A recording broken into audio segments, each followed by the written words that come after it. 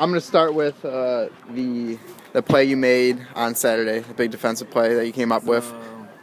That strip play? Yeah. Now, what were your coaches telling you on the sideline before that drive started? Before that drive started, well, they was telling me, stare down. They've been running the same play, like, consecutively back-to-back, so be aware of that. Like, they kept running the comebacks, so he's telling us to, like, use your technique, like sit on, like, you know what they're about to run, so, like, use your keys. Like, basically, that's basically what he's saying. Like, you already know what's about to come and stare down, get closer up, because I started off a little bit far back. It's like, get close up, because, like, we knew what they was about to run. They was about to run that hitch route that they've been running, the curl route that they've been running all day on third down.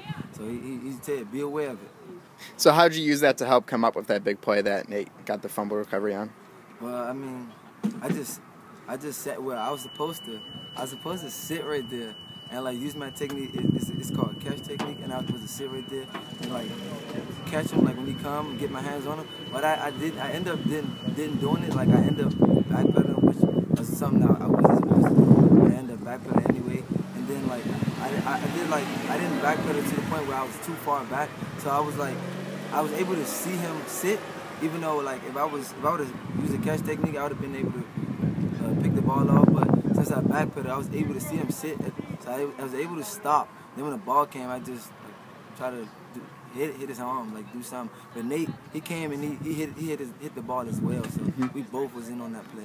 Okay, and that leads to my next question. Last week I talked to Ian Wells about the air control squad. Yeah. Now, kind of that play displayed that camaraderie that the secondary has. What do you have to say about that, the air control squad, and the camaraderie that the young secondary unit has this season? Air control squad. That's something Aaron came up with. I can't put exactly how he came up with that. Oh, LeVon Bazille used to always be like, shit, I'm trying to remember off Bucks. It was something about airstrike. I can't remember off Bucks, but he used to say something to Ian all the time about like how we couldn't guard like receivers and stuff, and the Ian just came up with the name like air control, and then we all just stuck with it from that point on. Like we just started calling ourselves air control.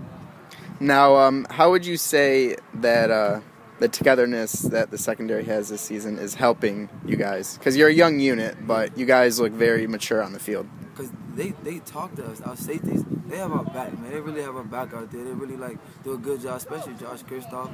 They do a real good job at talking to us and communicating well with us. So that help us out there as well. Okay, now the Norfolk State quarterback, he had a big game last week. He threw for 48 times. Now it seems that offenses are picking on you guys because of the youth, but you guys have stepped up to that challenge. How are you going to make sure that this continues into week 4? Just keep studying film, watching film, and using my technique to key to success. That's the best I can do. Okay, thank you very much, Larenzo.